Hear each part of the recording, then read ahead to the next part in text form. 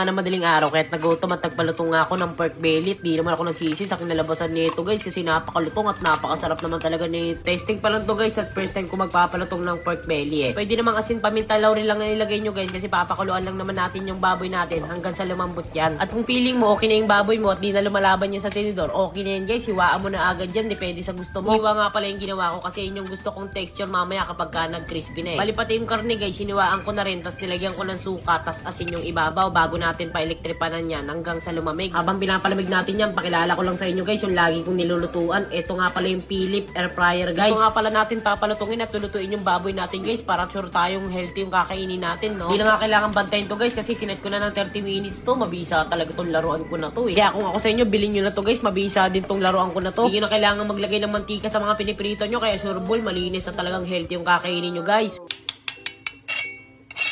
Tas ano?